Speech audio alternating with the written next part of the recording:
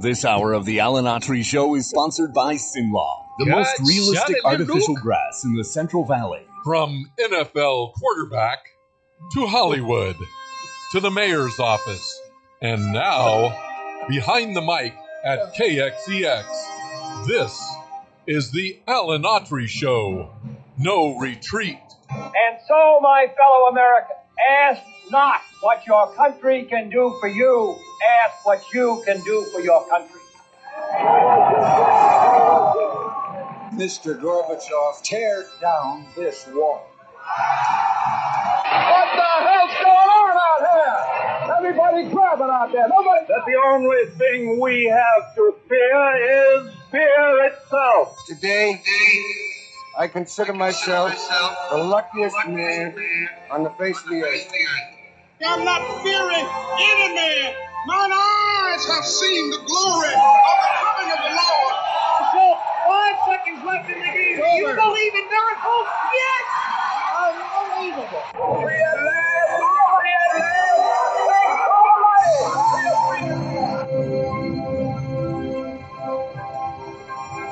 You're listening to the Alan Autry Show on the best talk in town. Talk Radio 1550 KXE. And welcome to Taco Tuesday.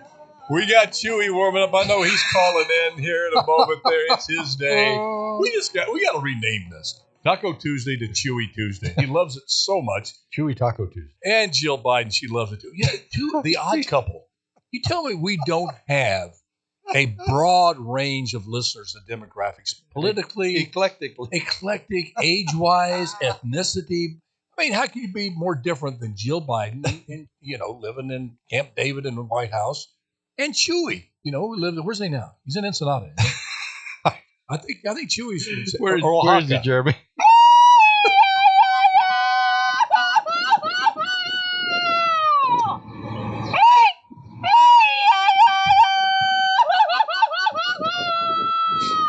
I just want an ounce of his joy. Just for one day. Let me feel he never has a bad day. He sounds very happy. Yeah, he told me the other day, I wonder if he just lives for this show. Folks, thank you, Chewy.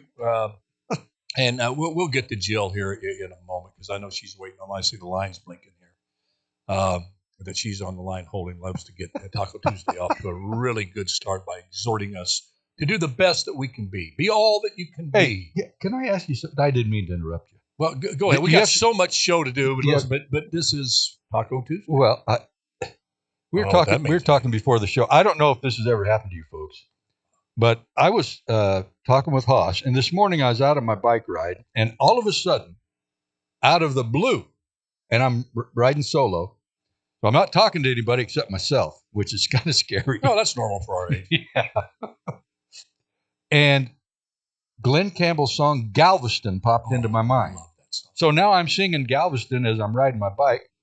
I get home, and I wonder if this has happened to you. I get home, shower out, I jump in the truck to come down to the studio, and the first song that pops on the radio is Galveston. Oh, Galveston. And I got goosebumps thinking about it, and I'm thinking, oh, man, this is freaky. Has that ever happened to you? Yes. And like I said, how do you respond to that? When that happens, I look in the back seat, make sure that guy from the Twilight Zone, they not sit in the back. Remember that episode? Going my way. That was just freaky. I don't know. I think that happened. I think that's just God's way of just, it's got to be something. Well, there's people out there more pragmatic than I say. It's a coincidence, guys. Get over it. It could be, but I think it's very interesting. It's almost as interesting. Did you see that the reports out of Morocco? And by the way, our hearts and thoughts and prayers go to the people of Morocco. Over 1,000 killed in that horrible earthquake. Oh, yeah. Oh, my goodness. And really hoping for the government to get their act together. Apparently, they're very slow accepting the aid.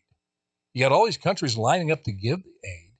But Morocco, for some inexplicable reason, the government officials are very, very slow, and in some cases, just not taking the aid at all. They're mostly allowing the search and rescue teams from the UK and some other countries in mostly Western Europe to come in there and try to help find folks who might still be alive. But anyway, thoughts and prayers. But what made me think of that was there's reports, and it's been backed up, a scientific fact, that the sky over Morocco lit up brightly, and there was thunderbolts, no storm, just this sky show of lights and thunder right before the earthquake. Hmm. And scientists say the stuff that's going on underneath the ground in an earthquake gives off these electrical charges that affect deep, or way, way up high, in this case, the sky and the atmosphere to create this phenomenon. So I try to explain that. I mean, there's a scientific explanation of that. The Galveston, after you're on the bike in the back, I don't know, but I've had it happen. Hey, I mean, all right. But you know just, what hasn't happened? What? Well, first of all, we're going to get to breaking news here. The House leader, Kevin McCarthy, has pulled the trigger, if you will, on an impeachment inquiry into Joe Biden's activities with his son, Hunter Biden, in terms of a pay-for-play scheme, operation, RICO organization type thing throughout the world that has apparently been going on for decades. And the evidence seems to be overwhelming that this impeachment inquiry, we're going to explain the basic differences between an impeachment inquiry and an actual impeachment here in a moment. But I have to put that on hold for just a second and give a shout out to a former Green Bay Packer quarterback who's having a difficult time this morning, as difficult as a multi-gazillionaire can have in the Super Bowl. But a torn Achilles is a torn Achilles, no matter what your position in life, and it ain't good. No. Aaron Rodgers just had one last night, Bob. What are your thoughts on it? I mean, obviously very sad. I mean, It's four plays in. Carries the flag in on 9/11. I mean, you talk about, but we say on this show, I mean, I say it a lot, they had all this trust and faith in Aaron Rodgers that he was going to deliver a Super Bowl. Mm-hmm. And I've always said, life is life and God is God. Thank goodness as Christians, we don't put our faith in life because life changes on a dime. It's unpredictable. You could be on top of the world, Ma. Hey, look at me, Ma. And down on the bottom of the heap in a moment, mm-hmm. whether it's your physical health, your financial health, your emotional health. But give me your thoughts on it. Well, I think it's very sad. 4 plays into the new season, and he goes down. And I think if we think back to, and those Achilles could be career ending. They're coming back from them more now. Kevin Durant, think back better than ever. Yeah. Think back to Dan Marino after Dan Marino had his torn, and he's still watching. I forgot about it, I think. But I was going to ask you, the whole team, the whole New York offense, which I guess is all revamped this year, the whole New York offensive scheme. How devastating is this to the team, and what kind of morale now do they have? They'll rally because they're pros, but this has got to be they've got to be totally down in the dumps now. And so how does a team respond like this when something like this happens? Well, I think what happened, I don't think they're as down as you think they are. They're shocked. Okay, but that's a good point. But I watched this defense. Having gotten my butt kicked numerous times in NFL against great defenses. I played against the Steel Curtain, Pittsburgh Steelers, they were kind of good. Purple People Eaters, Minnesota Vikings. And you can go down the line.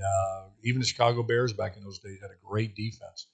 This defense is as advertised with the New York Jets. I haven't seen that kind of team speed, that kind of aggressiveness, that kind of basic understanding and application of the principles, blocking, tackling, ball hawks in the secondary, corners, safeties, and they're deep on the defensive line. They just run people in. And they're big and quick. They're big and quick. Guys are huge. Big and quick.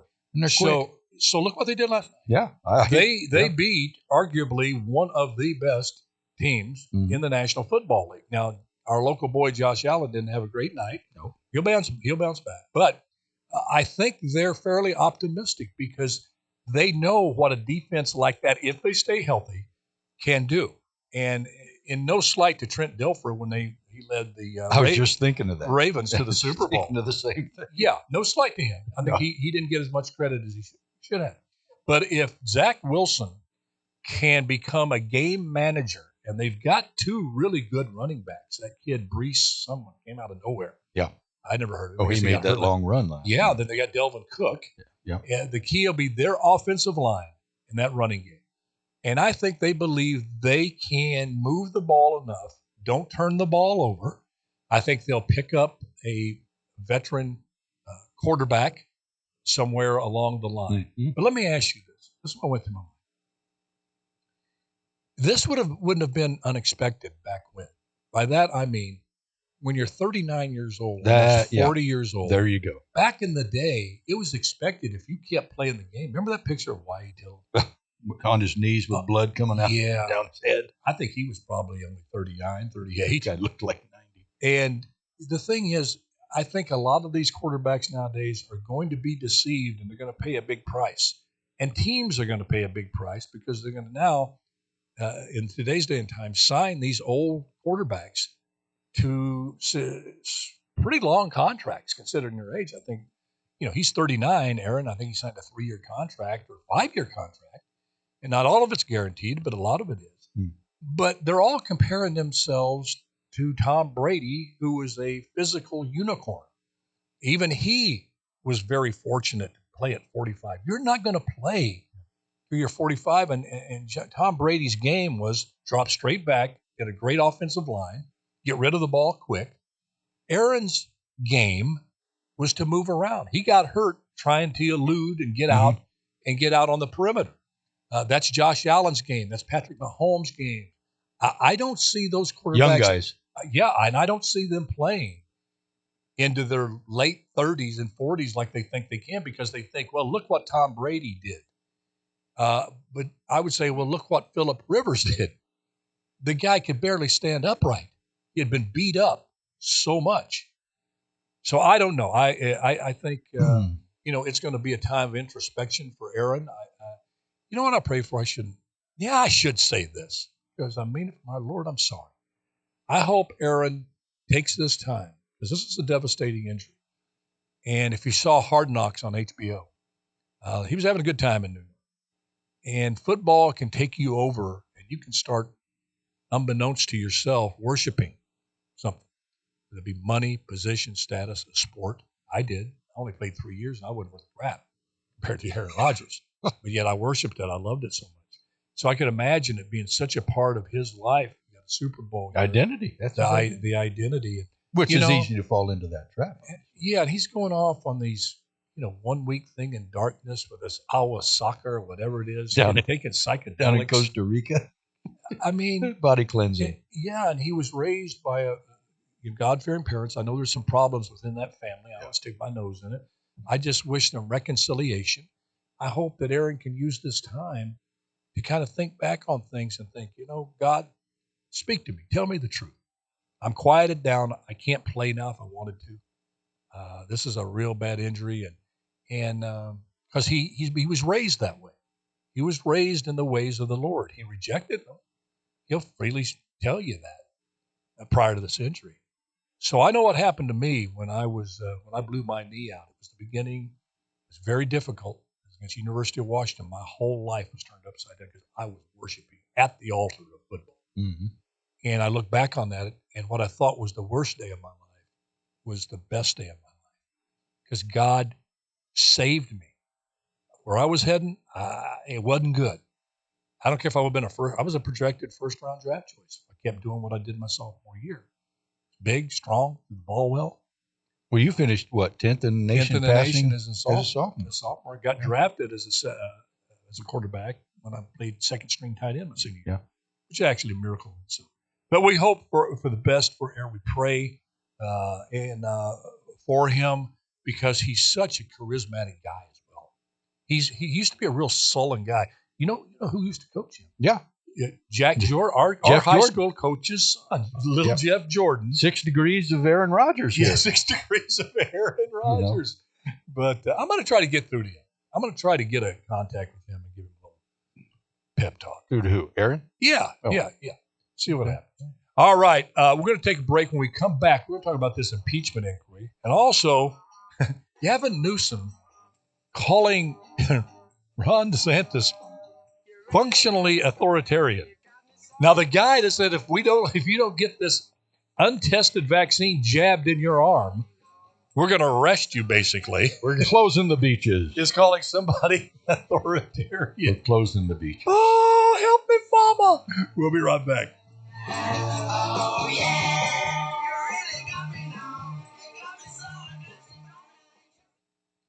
I guess the monitors are dead up here. We can come back at any time, Jeremy. And what do you got? You got on your list? The Newsom thing, and then the roads in Fresno. Is it my imagination? Is it my imagination? What? No. They seem to be. No. In fact, everywhere. In fact, they're worse after this last winter when all the blacktop managed to float to surface. But weren't they waiting for the weather to get better so they could fix it? Now the weather's better. Now we're heading for bad weather again, and they're not. Well, they didn't fix it around my place. They did out at Fig Garden. They go down Perrin Avenue where I live, and it's like riding a buckboard in the Old West. I feel like remember William Shatner? Of course. Remember, I think he was up against Ricardo Montalban as Khan in the movie Star Trek. Oh, you never saw that one? Star Trek fan, no. Anyway, he got mad, and as only William Shatner could do. He was said at Khan. Oh God, so beautifully theatrical. Khan did something egregious. Had a close up on Kirk and William Shatner, and he goes, he's Khan. That's what I feel like saying right now with these potholes. With our mayor. Dire. Are we back, Jeremy? Huh? No, but I'm all ready now. Let's do it. He's all ready. We'll get Jill ready. I know we're going to keep her in line. All right, here we go.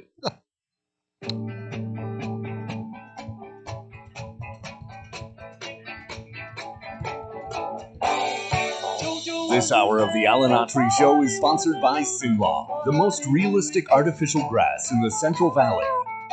And welcome back to Taco Tuesday.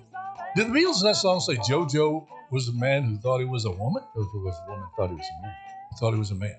Appropriate for today. All these years, and I just now listened to the words. Oh, man. Just like Richie Valens' song, O'Donnell. O'Donnell. Nowadays it's O'Donnell instead of O'Donnell. Are they saying that? No, I made that up. That may not be a bad little song for the president. Okay, we'll get to the potholes in town, local. We'll go from the national scene to the local scene and talk about that very scintillating subject called potholes.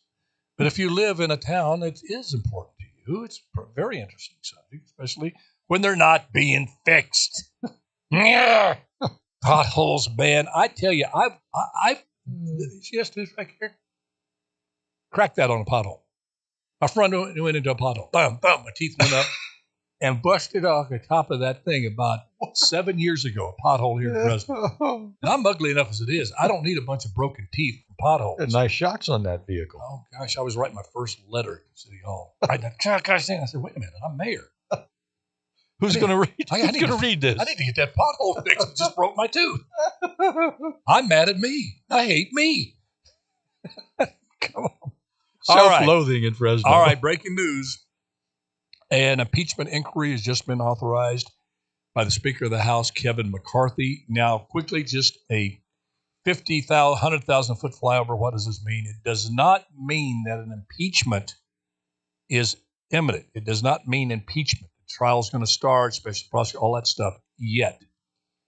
What this means, the impeachment inquiry, and if you listen closely and follow it a little bit, you don't have to even listen that closely. Just pay attention a little bit. Because I think McCarthy and the talking heads of the Republican Party in the committee have done a good job. If CNN and MSNBC would just cover their comments.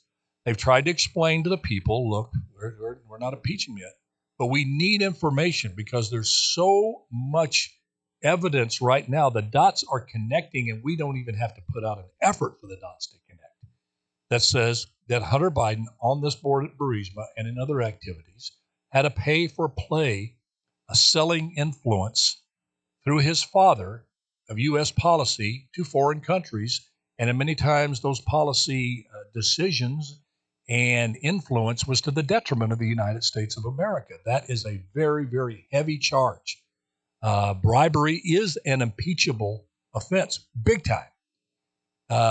It rises to the high crimes and misdemeanors aspect of the Constitution that you have to reach before you can impeach a president, one of which they fell woefully short, Bobby, with President Trump. I mean, you have this guy, Daniel Steele, create a fake dossier that said Trump was with hookers in Russia, and Putin and Trump conspired to steal, I hadn't word, that was used by Hillary Clinton and all those folks on the left, the election in 2016. Well, they looked it up and down, over and out, had an actual impeachment, and found there was nothing to that.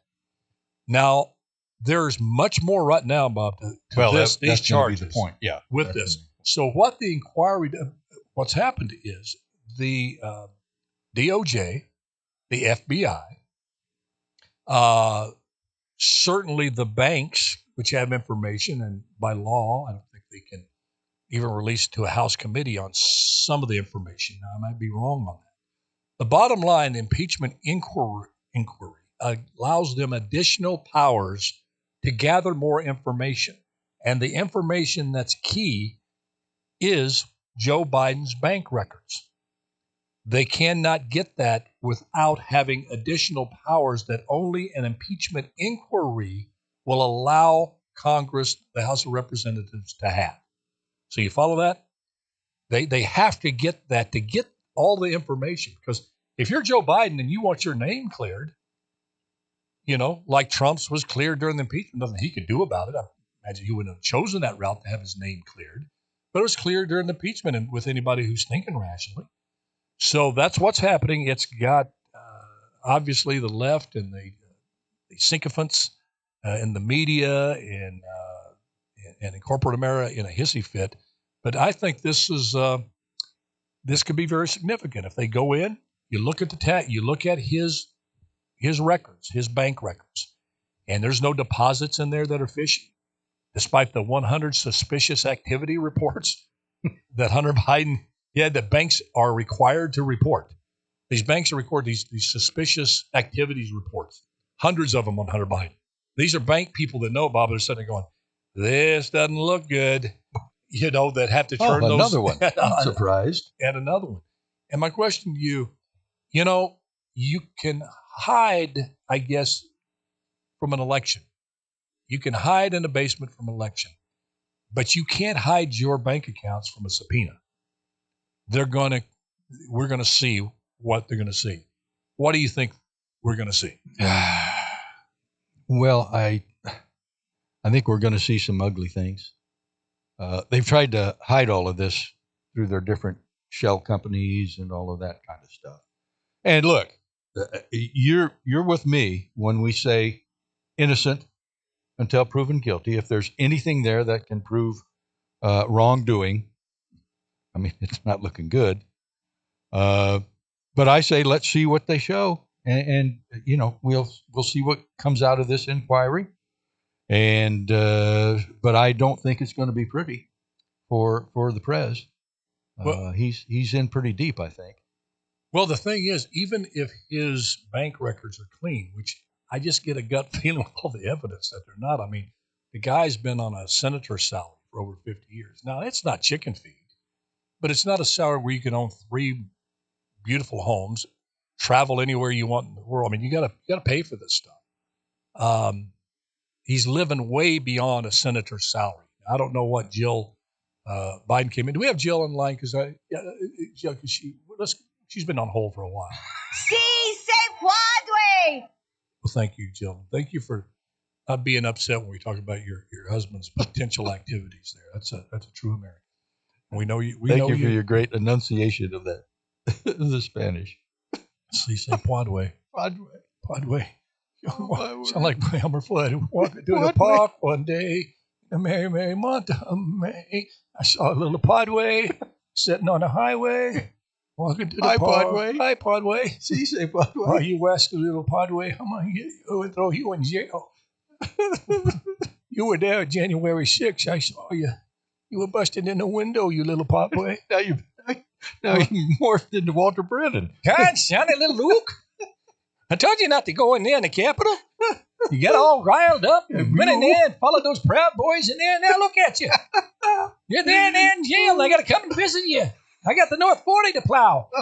No, I'm bringing you. That mule, And old hey, Rivers, and me. Well, we could Sorry, folks. Well, we could just trivialize a subject like an impeachment inquiry so quick. Well, what? no, okay. I wish Guillermo was here because he'd probably say, "Oh, it's no big deal." He's shaking his head right now. No big deal. He's addicted to KXCX. Well, he owns the station. But, our days may be numbered here, brother.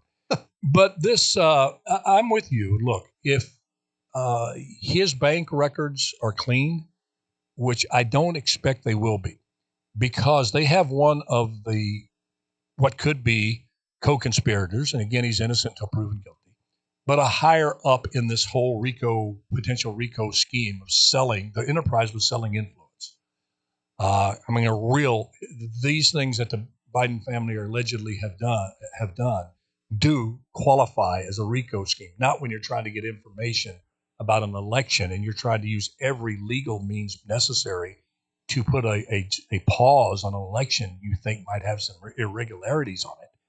You know, that's you got 19, 20 people in there calling it an enterprise to want those answers and to have some suspicions about what happened on that election. I mean, it's apples and oranges completely. But if my gut feeling is that this higher up who said, look, we have covered this money to the vice president so well that it would take them 20 years to unravel it. Well, they never really expected a House subcommittee to focus on it and unleash the full powers of that committee, including an impeachment inquiry power if they were able to do so. So, that committee that James Comer had kind of handed to Jim Jordan, they're like two pit bulls, man. They bite on, they don't let go. So I expect them to find, and if I'm wrong, I'm wrong. I'm not going to lose any sleep over it. Part of me is hoping that that's not true. And then we're going to talk the difference between, Biden haters and Trump haters. I think there's a big difference. And I'm not a hater. I just don't think he's good for the country. I think he's terrible for the country, his policy. But even if his bank records don't show any suspicious deposits of a significant amount coming from any place, and they say, okay, got a few questions, but the bank statements look okay. Here's the problem with bribery. If your actions and your power that you have is used to enrich someone else, it is still bribery as if you took the money. Like if you took a bribe, you were mayor of City of Fresno, and you took a bribe and gave it to me because I was down on my luck and I was cocaine head and you wanted to help me because we go way back, and you go in and you give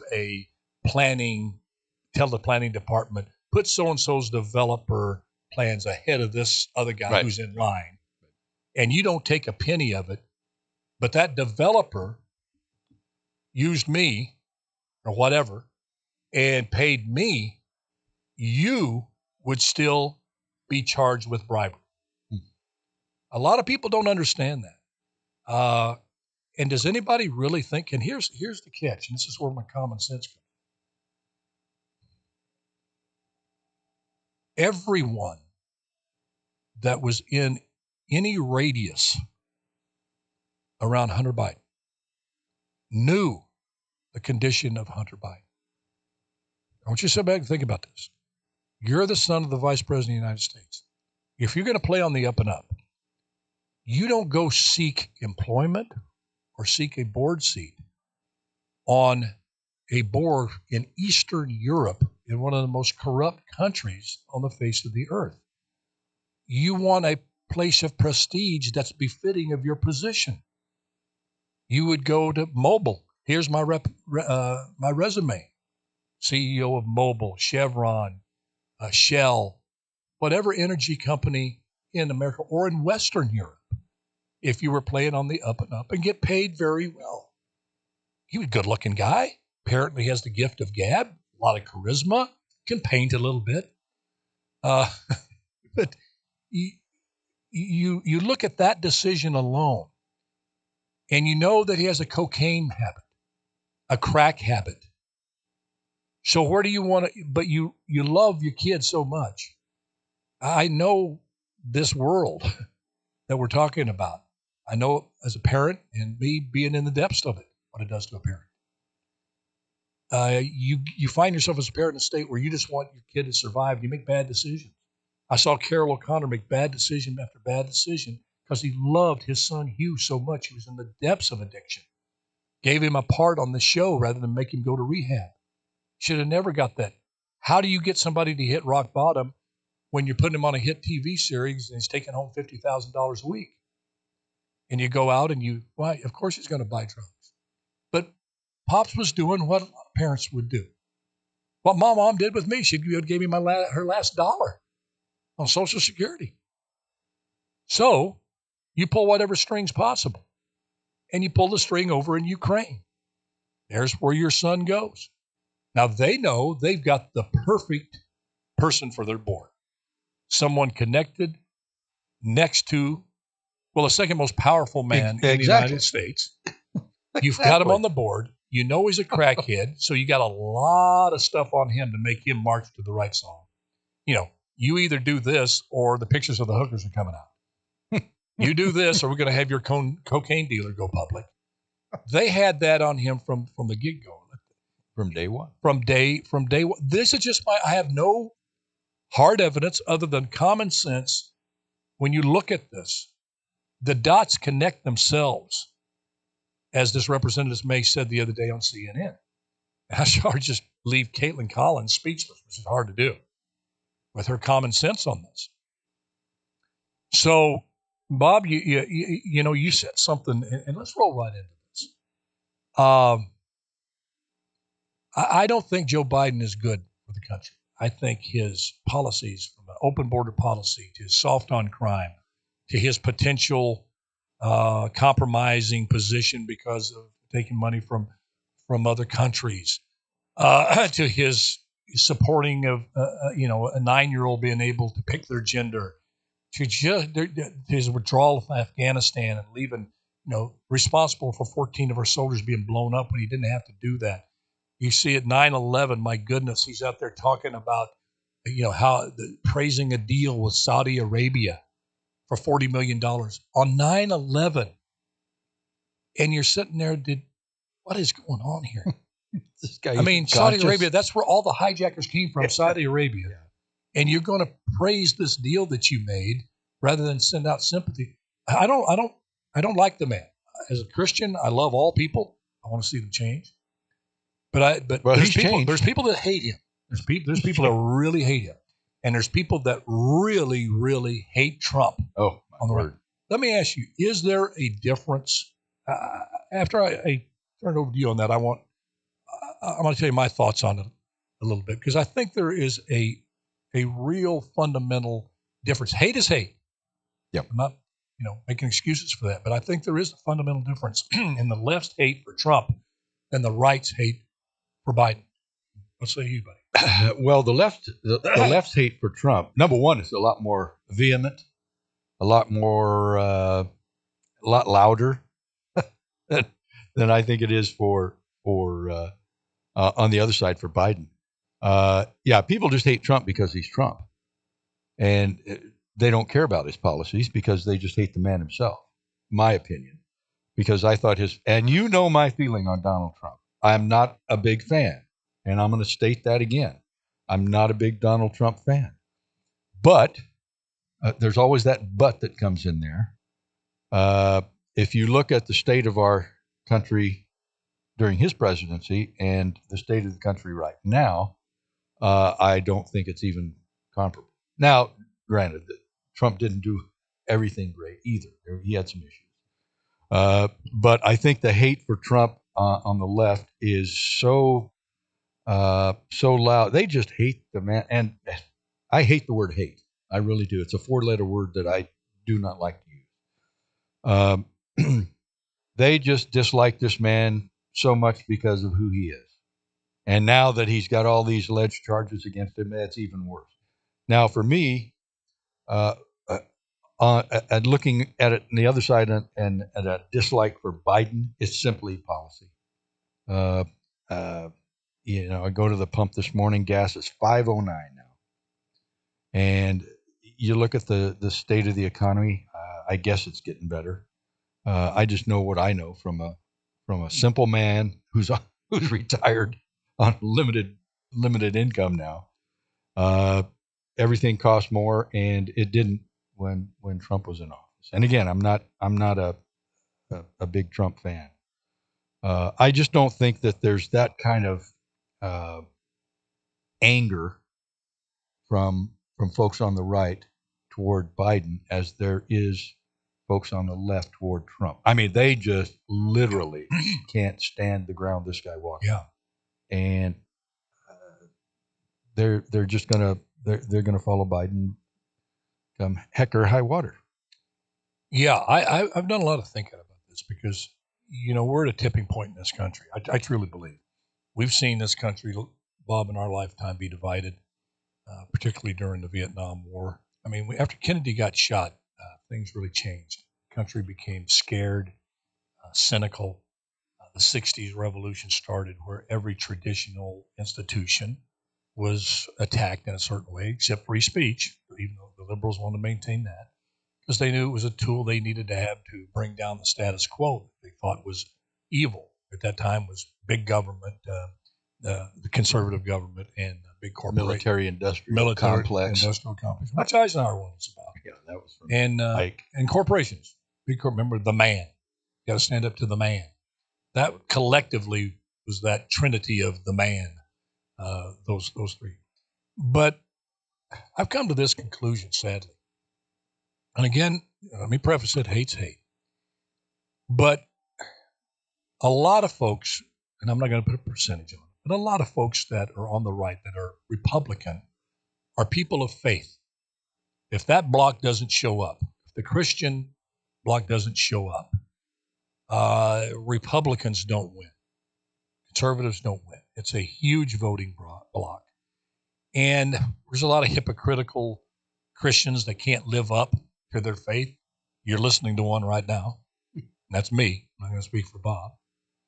That we struggle every day, Hawk. Sin, and fall short of the glory of God every single day. Every single day. But there's something in the Christian faith that says you don't wish death on anybody. You don't wish hurt and pain and suffering on people. There's some Republicans and conservatives who love to see Joe Biden get old and trip and fall, and would love to see him removed from office and just die a horrible death in a nursing home, not knowing who he is. But I think there's less in the conservative party. They're like you, Bob.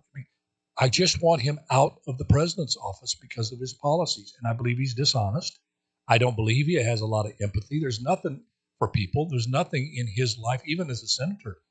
He started with, look how he excoriates Clarence Thomas. You can go on YouTube and watch this man just demean Clarence Thomas. He demean awful things this guy said. And he's turned out to be a liar. He plagiarized an entire speech, not just a couple of lines.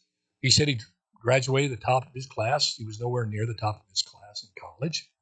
He said he was a truck driver at one time. He was never a truck driver. He said his house nearly burnt down, and his dog and wife and Corvette were almost burned up, but it was a kitchen fire. You can go on and on and on. There's and on. So he's not a truthful person. But still, with all of that, I don't want to see him suffer. When he goes away, I want him to live the rest of his life with his family. We all sin, fall short of the glory of God. That's where my heart's at. But so I'm adamantly against him being in office.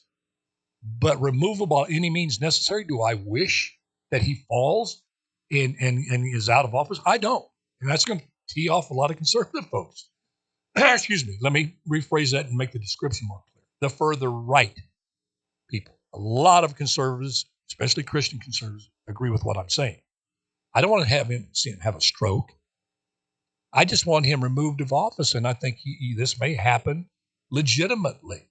And if it doesn't happen through this impeachment situation, then at the ballot box in 2024. But on the left, the hate towards Donald Trump, as Bob is saying, I'm convinced. I see it through the TV screen. I see it when I talk to people one-on-one that literally hate Trump. They would say, I hate Trump like you hate Biden. And I'm looking at them and going, no, I don't hate like you hate. There's people, a lot of people, and in the media you see it all over CNN and MSNBC. They not only don't want this man to be president again, they want him to suffer. They want him behind bars and spend his last few years on this life in absolute misery that brings glee. You watch them when they're discussing this. They can't hide it.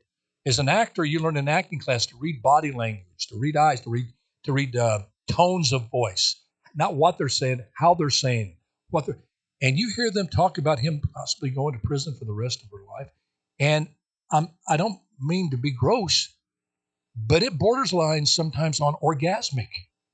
They with that image of him going in that orange suit and being in a little cell and dying a horrible death, they will accept nothing less than that for the crime of what? Well, I'll tell you what I think. Because he became president without you. He became president without you and your army. What do I mean by that?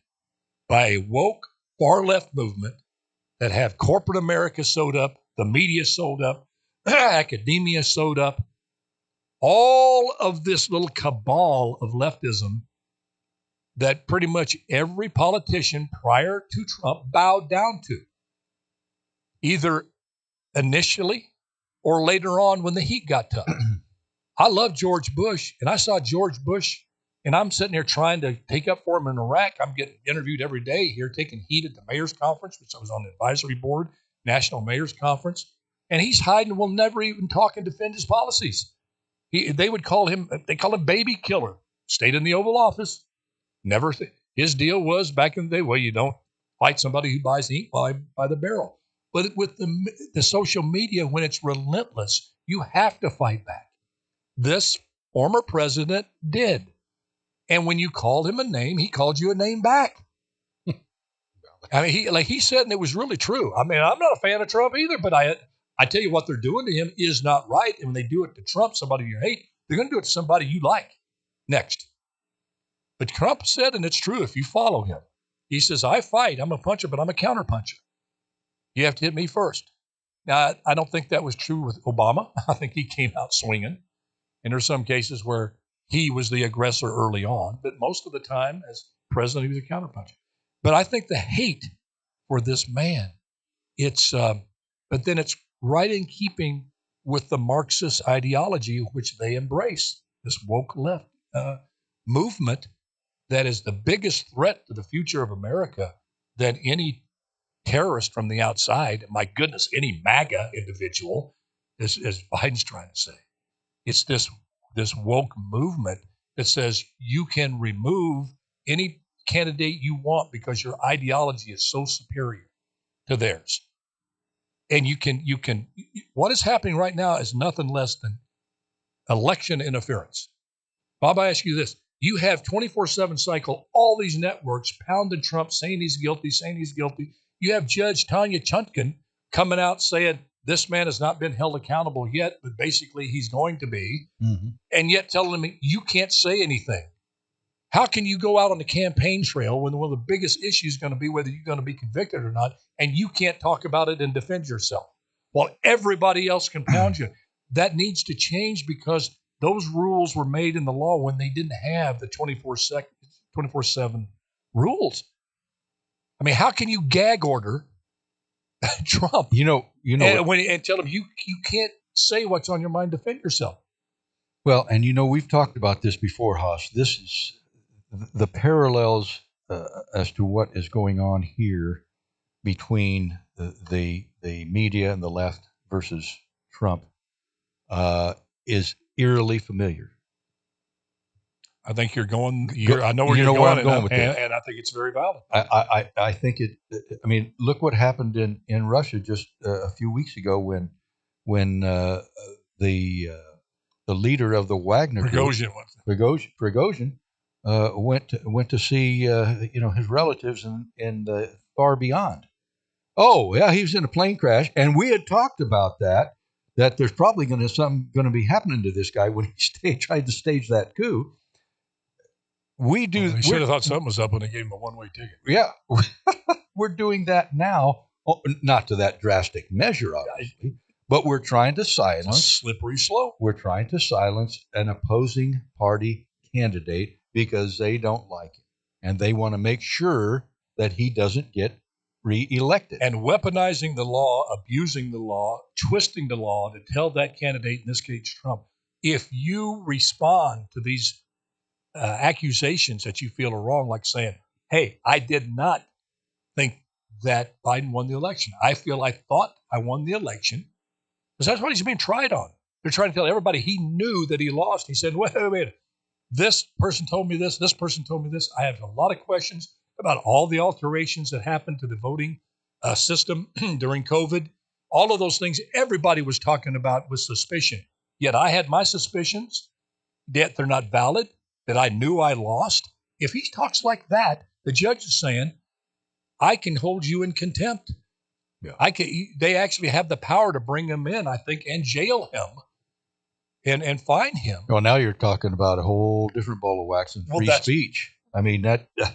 Well, it's look at it as election That's another interference. component Your opponent, of the opposition. Chris Christie can say anything he wants about you in this campaign, true or not, about January 6th or whatever. Trump, you can't respond about January 6th.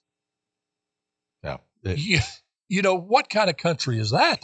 Yeah. And they go, well, it says here in item A1 of the code that may be this and that. And then you see him, we were just getting going. Oh, Roy and Dale. And still didn't get the potholes. I'll roll over a few on the way home. Pothole Jerry. To feel better. We didn't get Pothole Dyer out to work there.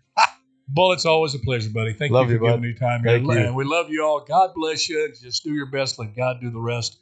And I promise you things are going to turn out the way they're supposed to. Not maybe the way we like it, the way they're supposed to, the way God wants it. That's always the way to go. Love you all. Bye-bye now. Who cares about the